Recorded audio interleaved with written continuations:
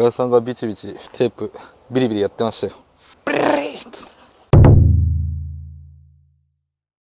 はい、皆さんこんにちは。車の大山カカカシノピーです。今回はこちら食器用洗剤を使って車を洗っていこうと思います。よくね、食器用洗剤で車洗っても大丈夫ですかって聞かれることが多いんですよ。非常に答えにくい。食器用洗剤って食器を洗うために開発されたんですよね。そう考えるとカーシャンプーの方がいいでしょっていう話なんだけども、カーシャンプーってカー用品店もしくはホームセンターとかに行かないと売ってないんですよね。それを考えると、この食器用洗剤って家に常備されていたり、買いに行くとしてもコンビニとかにも売ってるので、食器用洗剤で洗えたら楽だよねっていう話。けどやっぱさっき言ったみたいに、食器用洗剤って食器を洗うために作られている。で食器をね、一回思い浮かべてください。食べ終わった後の食器、すごい油まみれですよね。あんなに車が油まみれになるかと言ったらならないんですよ。もちろんその油膜とかつくんだけども、あそこまではさすがにならないけど、この食器用洗剤はあんだけ油まみれになったものを落とさないといけない、そういう風に開発された洗剤なので、その油汚れを落とすために長く洗剤を定着させるっていうか、簡単に言うと泡切れが悪いっていうのが一番かな。でより油汚れを落とすために膜を張る。それが食器用洗剤の特徴なんだけども、食器用洗剤で洗うとこうなりますよっていうのをね、お見せしようかなと思います。実際に見せた方が早いと思うので、実際外に行って今からちょっと食器用洗剤で車を洗ってみようと思います。はい、そしたら今回こちらミニで実験を行っていきます。で、何をしたいかって言いますと、要はその食器用洗剤だと汚れを落とすためにこの水の膜をペタって貼るような成分が入ってるんですよね。なのでコーティングの上にその膜が張っちゃうから撥水しづらくなるっていうか、撥水の上に洗剤の膜を張っちゃいますよっていうのをまずお見せしたい。ちょっと言ってる意味わかんないね。俺もよくわかんないです。よくカーシャンプーとかでコーティング車用とかあるじゃないですか。多分そういうのはそういった膜を張らないようにスファーッとそのコーティングに影響がないようになってるっていうか、そういう成分が入ってるんでしょうね。僕もちょっとメーカーじゃないのでよくわからないんだけども、食器用洗剤ってコーティング車専用とかそういうのはないです。なのでコーティングにちょっと影響してきちゃいますよっていうのをお見せできればいいかなと思います。でその前にコーティングを施工していきます。で何を施工しようかなといろいろ考えたんですが、疎水系のコーティング剤を施工します。今回はブルーライドのシルクでちょっと表面整えてからナノテクノロジーシーラントでコーティングをする。なぜ疎水を選んだかと言いますと、バチバチ弾くやつだと分かりにくいっていうか、それでも弾いちゃう。もちろんね、水の動きは撥水から疎水っぽい動きになったりもするんだけど、ちょっとね分かりにくいかなと思ったので疎水系のコーティングでいきます。そしたらシルクを施工していきます。シルクどういうものなのか一応簡単に説明しておきますね。イオンデポジットとか軽微な水垢を落として疎水コーティングをしてくれる、汚れを落としながらコーティングをしてくれるっていうのがシルク。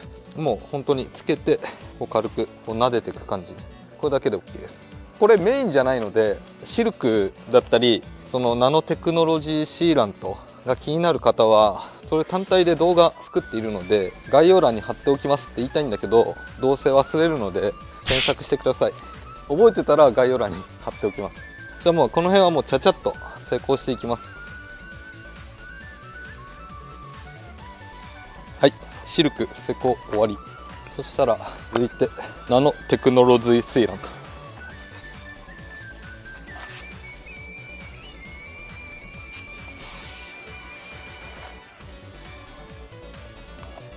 OK、 準備が整いました。はい、そしたら施工が終わったので一回水をかけてみます。こういった感じですね。疎水の特徴としては大量に水をかける。そうすると水が引いていく。でボディ面に水が残りにくい。その代わり雨とかだとちょっと水が残りやすい、ペチャッとした感じですね。このブードゥーライド自体は洗車で汚さないように、やっぱり真夏洗車をして撥水で水滴がたくさん残っていると。で吹き上げがちょっと遅れましたってなると、水道水に含まれている不純物が固着して水垢になりやすいので、それを防ぐためにこういう疎水系の商品しか扱ってない感じですね。基本的に全部疎水だね。シルクも疎水、ナノテクノロジーシーランドも疎水、あとジュジュっていうカーシャンプーもね疎水。こういった感じです。そしたらこれを普通にちょっと洗っていきますか。はい、そしたら真ん中だけ養生をしました。で両サイドを今から洗っていきます。2種類分けたいんだけども、片側はその食器用洗剤を普通に希釈して洗う。でもう片方はスポンジを湿らせて原液をちょっと塗って泡立てて洗っていく。で違いが出るのかどうかっていうのをちょっとやっていこうと思います。僕もねここまで細かな検証っていうのはしたことないので、正直どうなるかは分かりません。そしたらキュキュッとこちらをちょっと入れます。こんなもんかな。結構適当です。で泡立てます。泡立つんですよね。めちゃめちゃ泡立ちます。でピンクグレープフルーツ、めちゃめちゃいい香りがします。そしたらまず水をかけて洗っていきます。まず最初は希釈した方、このバケツの方ですね。こっちで左側を洗っていきます。で反対側は原液をちょっとつけて揉み込んで、すごいね泡が剥がれてる。少しぐらい大丈夫だろう。そしたら洗い流します。すごいね、泡切れがやっぱ悪い。いつまでたっても泡が出てくる感じなので、隙間だったり何回も必要以上に水をかけてあげてください。こういった感じです。ちょっと水の動きが変わったの分かるかな。すごいゆっくりになった。水引きがのぺーっとした感じ。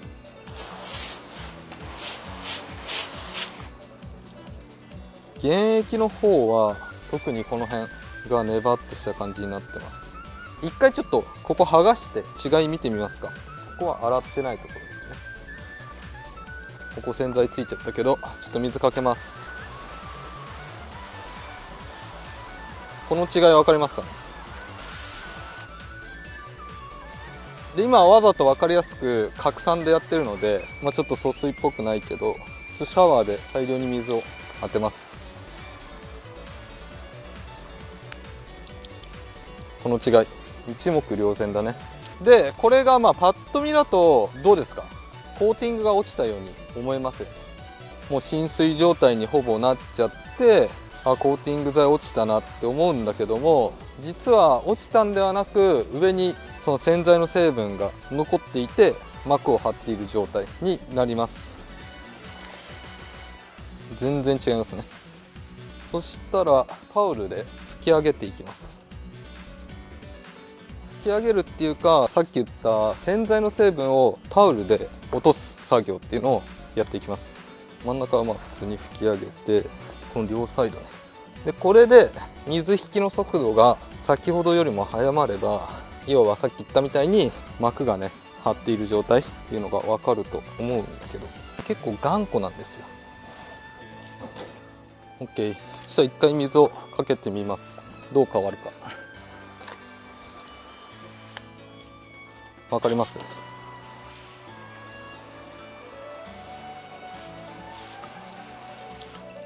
あんだけ違いがあったのに、もうさほど差はありません。もうちょっとだけ拭いてみますか。そしたらカーシャンプーはこちらソナックスのグロスシャンプーを使っていきます。これもポリマー加工車のメンテナンスにも最適ですと書かれているので、おそらく問題ないと思う。101杯の5リッターにしようか。食器用洗剤はどれぐらい希釈していいかとか専用品じゃないので、そういう記載もないので、この辺もね難しいところではありますね。 OK。 そしたら洗っていきますか。水をかけます。でソナックスのグロスシャンプーを使って洗うと。この時点でねもう弾いてるんですよ。ちょっとさっきの食器用洗剤だと弾かなかった。現役じゃなくて希釈したものを両方今施工しています。理由としては食器用洗剤もそんな大差なかった、希釈した方も現役もで、カーシャンプー現役で使う人いないでしょっていうのもあります。そしたら洗い流します。もうこの時点で違いますね。粘っこさはないね。一応剥がしますか。こ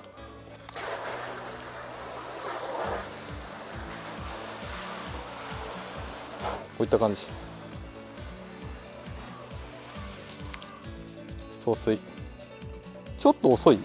真ん中はちょっと形状が違うからあれだけど、若干両サイド遅く見えるけど、今日食器用洗剤との違いは一目瞭然だと思います。そういうこと。はい、といった感じで動画の方以上になります。で、今回は食器用洗剤を使って、車の方を洗ってみました。で、食器用洗剤は家にもあるし、コンビニでも買えるし、比較的手に入りやすいので、とても便利なんですが、やっぱりね、食器を洗う用の洗剤なんだなといった感じですね。で、今回はコーティングを施工して、希釈したものと希釈してないもので、洗い比べて水はじきがどう変わっていくのかっていうのを見たんだけども、やっぱり食器用洗剤で洗うと、希釈しても膜を張った感じになる、水はじきがなくなる。ですごいのぺーっとした感じ、ぬるっとした感じっていうのかながやっぱ見受けられた。これはね、食器用洗剤の特性だと思うんですよ。その食器についた油汚れをしっかり落とすってなった時に、しっかり膜を張って、でゆっくり油を分解していくっていう。だから食器用洗剤っていうのは食器の汚れに対応した洗剤なんだなといった感じの印象ですね。で、やっぱカーシャンプーも使ってみたんだけど、ソナックスのグロスシャンプーは一応そのコーティング車、ポリマー施工車にも使えるカーシャンプーで、泡切れもいいし、まとわりつく感じもない。だからそこはやっぱコーティング車のことを考えて作られたカーシャンプーなんだなといった感じです。車用は車用、食器は食器用で、車用も車用の中でもコーティング車用とかいろいろあるので、やっぱりしっかり使い分けることで、あとは希釈率ですね。カーシャンプーは裏面に何リッターの水でキャップ何杯っていう希釈率が書かれているので、それをしっかり守る。じゃないとやっぱカーシャンプーでもそのぬめりみたいのが発生しちゃう可能性もあるし、そうしたらしっかりすすがないといけない。食器用洗剤に関してはしっかりすすいでもそのぬめりっていうのはなかなか取れなくて、一応タオルでそのぬめりを取ったら、また水はじきが回復したといった感じです。なので何が言いたいかと言いますと、食器用洗剤はもう食器用、車用はもう車用なので、どっちの方がいいかっていう話をすれば、車用に開発されたものを買うのがもう本当ベストっていうことですね。なので食器用洗剤を使ってる人は注意をしていただいて、もっとね、もっと薄めればどうにかなるのかもしれない。もう一個気になってるのが、そのまま放置したらその膜、要はその食器用洗剤で洗って、で洗い流します。でしっかり拭き取れば問題ないんだけども、その拭き取らずに放置しておいたらどうなのか。要はその日光に当たってそれがもう分解されてなくなっちゃうのか。僕はね、そのまま膜を張る、蓋を閉めるような感じになると思うんだけど、放置しておいたらどうなるのかっていうのはちょっと気になるな。その辺はちょっとおいおいちょっと検証していこうかなと思います。はい、とりあえず今回はこんな感じで動画の方以上になります。この動画が面白いなと思った方はぜひチャンネル登録と高評価お願いします。それではまた来週。